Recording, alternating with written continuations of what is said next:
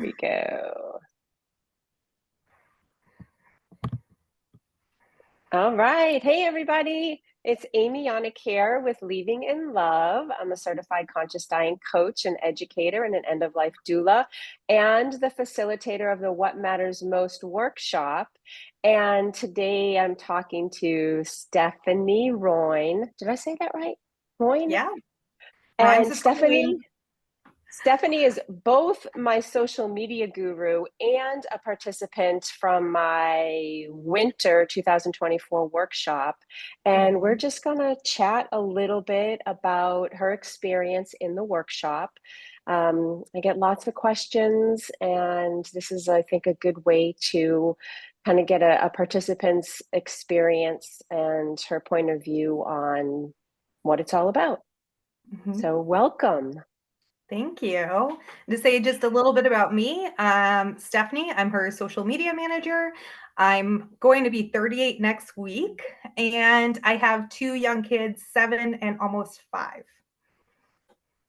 And so, what inspired you to take the What Matters Most workshop, other than my invitation to do so?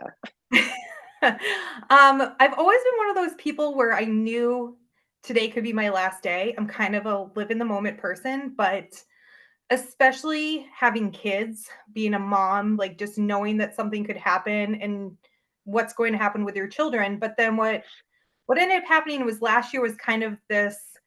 My best friend's mom passed away from pancreatic cancer. My father-in-law got diagnosed with prostate cancer. And one of my close friends who was 40 was diagnosed with colon cancer. And so it was just one of those times where I realized, like, oh, this is more imminent than I expected. Like, no, I don't think I'm going to die today or tomorrow, but you just never know. And I'd rather be prepared because ever since I was pregnant with my son, I've been like, I need to get my stuff together. And now he's Mhm. 7. I think people could relate to that. Yeah. So, what fears, if any at all, did you have going into the workshop? So, like I said, I'm a very live in the moment person. So, I believe that if you choose to participate in something, you should participate fully. So I wasn't so much afraid. There's more just this kind of anxiety of the unknown, not knowing the other people doing the workshop, not knowing exactly what to expect or what would be expected of me. So, what was unexpected? I actually think what was unexpected was the fact that I you brought up so many things that you just don't think about. Like, yes, you need to do the estate plan, which I did the legal part of it, but I still felt like I wasn't fully at peace with if something should happen to me. And so you just brought up all these things about relationships with the people around you, what you want your life to look like, what you want the end of your life to look like, things that I never thought about that I needed to have in place or have a plan in place to discuss with my husband or with other loved ones. Those sorts of things that you just don't think about your end of life care, whether it's you get diagnosed tomorrow with a terminal illness or you're 90 years old. Mm. And so there's just so much that I learned that I never would have thought about had you not brought them up in the workshop. So, what's one or two things that come to mind, like most impactfully? The most impact. So, um, it was one of the other participants. I really connected with her. We both have younger kids, and we both have kind of similar family situations. And one of the things that she brought up was who would make the magic of Christmas or birthdays should she go? You had talked about those sorts of things, the unexpected. And I was like, oh my gosh, like that's what I'm missing. Who would love my kids the way I love them? Should something happen to me? Obviously, my husband loves my kids, but if something should happen to him, we chose my sister who spoils them rotten, but she doesn't have kids of her own. So it's like, who would register them for summer camp? Who would sign them up for things? Who would be there for them in those ways? Who would make the magic of birthdays? Who would make sure that they have their favorite foods and they're doing their favorite activities? It was just all those things that you make happen as a parent that you didn't think about. Okay, so what happens if something happens to me? Who's going to make these things happen? And what I loved about the workshop was you made it so that it wasn't as overwhelming as it sounds. Because it sounds really overwhelming, especially as a busy parent who's working and just has to keep the household running. But you were able to break it down into these manageable steps Mm, and keep us accountable as well without being like overbearing, but just keeping us accountable and managing these steps to the point where once I got things done, once I had, I wrote letters to my children about how much I love them and what I wanted them to know should anything happen to me. And to my husband and to my sister, I wrote these letters, but also just kind of these step by step guides of, okay, summer camp registration for this camp starts in January. You got to hop on right away for this. Or like, they really like this camp. Like, just those sorts of things that people who don't have your children mhm, wouldn't know. But also, the other part of it was what I wanted my life to look like, and taking care of myself, because as a mom, you don't really take care of yourself that often. Everybody else comes first. So you really broke that down of how important it was for us to think about us. And that was something that I think every parent needed to hear, especially moms. mm. Yeah, it's hard to know the inner workings of a family unit when you're not in the day-to-day activities. And your Mhm, kids, they get used to so many routines, and there's inside jokes within your family and special traditions that you do on the holidays. And yeah, how do you continue those traditions if you don't share the intricacies of them with somebody who will potentially be taking care of them if something happens to you? I mean, mhm. you were really thorough with this. I mean, you think about it, you're like, not everybody's tooth fairy tradition is the same. It's like Yeah. it gets into that nitty-gritty. Not everybody does things the same way other people do. The Easter egg hunts or everyone has different traditions. And so if your kids are used to your traditions, it's something you want them to still have should anything happen to you. So And it making that keeps you alive, it keeps your memory, it keeps your happen. spirit alive. It's like Mhm, this is something that I did with mom. And it can be very healing for them too if mhm. something were to happen to you. Yeah, and even though I knew who would take over as guardian should anything happen to me and my husband, you were so good about, dissecting our relationships and Mm. how to pick that guardian, how to pick someone based on who would respect your wishes the most. It's because it's one thing of like, okay, well, this is a family member, but it's another thing of like, who is going to respect your end of life wishes? And, And fight if you for them. and fight for them. And if you don't have that person in your family, hire someone like Amy. Like I think even though I have those people, I might still want to hire someone like Amy should anything happen. It's just someone there to really make sure your wishes come true. How does it feel? Like if you could compare the feelings of having to get this stuff done and Mhm. now what you have gotten done, how do you compare how that feels? It's just the peace of mind. Like the amount of value I got out of this because something I'd been putting off and thinking was going to be overwhelming and thinking it was going to be so difficult. And, it brings up big feelings. Like thinking about leaving my children makes me tear up every time. It's something where you don't necessarily want to face it, but you have to. And you did it in such a welcoming, like safe environment. I didn't know any of the people in this workshop, Mm. but you made it so that it was a safe environment for us to speak about anything and to be open.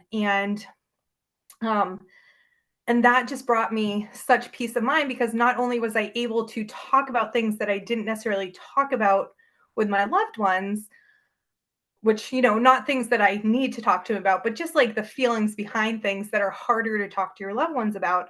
I was able to be open and I was able to finally get these things done and be like, okay, nobody wants to die tomorrow. Like, Mhm. nobody, like, I don't want to leave my kids behind. But now instead of just having a guardian appointed and being like, okay, like this person will get my wedding dress, this person will get my ring, whatever. I feel like, okay, my kids will know they're loved and they'll have those traditions continued, and they'll be with someone who understands what they need, and they will know that their mom loves them no matter what, even if I'm Mm, not there. So that is just for a mom. I always wanted to be a mom. So for me, this is like, that's the epitome of what I wanted. And I didn't really realize that until I took the workshop of like what I needed to do to feel that peace of mind. mm. What would you say to somebody who's watching this right now and is like, because they get this a lot. I can't talk about this stuff. Like I Mhm. just the idea of talking about the end of my life is so scary. Like if I talk about it, it's gonna make something happen, and it'll hasten my end of life. Like people who are like on the fence, like how would Mhm. you encourage them to maybe even just reach out and have a conversation with me?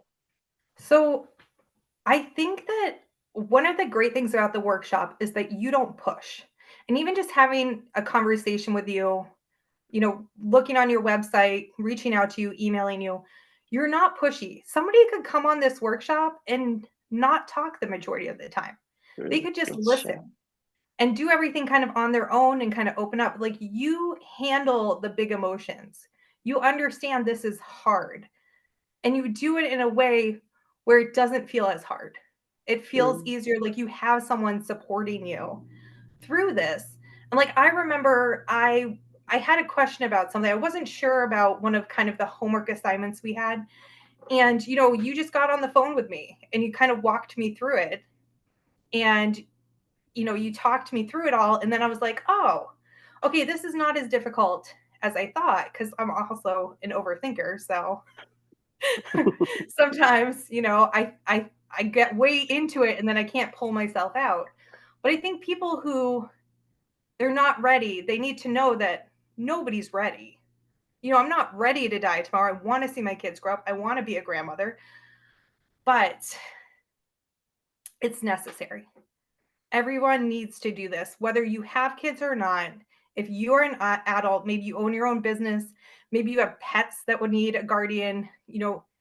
If you were to get in a bad car accident tomorrow and you were not able to speak, you were not able to communicate, who would be there to make sure your wishes came true? And if you don't have them written down, if you don't have them somewhere, nobody's going to know what to do. And that, knowing like that my husband has a step-by-step guide of what I want. He's terrible at making decisions. Knowing that he has this and all he has to do is look through it and know that I'm not putting that burden on him of having to make those decisions is priceless. Like that's one of the top things is we don't want to burden people, so we don't tell them anything. We don't mhm. talk about it. But we're actually becoming more of a burden to them because they don't know, and now all of a sudden they're stressed and they're grieving because you're either terminally ill or been in an accident or you've died, and they have to grieve and they're stressed and they have no idea what you want. So, as much as we don't want to talk about it, as much as we think we're going to, I still had that slight mentality of like, oh, talking about death invites death. You talk about death all the time. You're still alive. You're doing well. you Hey, and know, I haven't lost anybody on the death date either. So, exactly. So, I'm still here. I've done all this. I'm still here. And it's talking about it is way better than holding on to it. Because when has holding on to something stressful or anxious and avoiding it ever actually been good for us? When has exactly. that ever worked? Exactly. So, Yeah. I'm like, even if they just go on the workshop and just listen, you know, and understand everyone's going through this. Everyone has worries, everyone's concerned, everyone has a hard time talking about it. But like doing the small steps to get to where you need to be is not as difficult as you think. And you can get there and you can have the peace of mind and know that your family's going to be taken care of. You're going to be taken care of. And, I I see. would say that if, best case scenario, it's all for nothing. Like you've done all this work for nothing, which is a Mhm. great thing, but it's like an insurance policy. Mhm. If you need it, all that information is available to your loved ones. They Mhm. don't have to guess. So think of it that way. You protect your home with an insurance policy, you protect your car with an insurance policy, Mhm. protect your family's future, protect your end of life, that final chapter, and how whoever is going to be speaking for you does it in alignment with what your priorities are. So And it's think a of it lot that way. cheaper than an insurance policy. Yeah. Yes. Although And I I will also say it like to does say take work. it does I take will work. never shy away from saying that. It takes Mhm. work, but it is worth it. Mhm. The work is worth it. You're Absolutely. worth it. To do this Thank work, you. your family's worth it. You are worth it. Mhm. Yeah, and you Yeah, did it. I did, and I'm so happy I Well, did. anything else that you'd like to share? Thank you so much. Yeah, no, I just highly recommend it. I didn't know what to expect going in, and then I came out with way more Mm, than I ever would have thought. So, I yay. highly recommend it to anyone, and I'm encouraging my loved ones to take it as well. Well, thank you. I appreciate you sharing your experience. Thanks for You're trusting me. 100%. You're worth it. You're worth every penny. Thank you.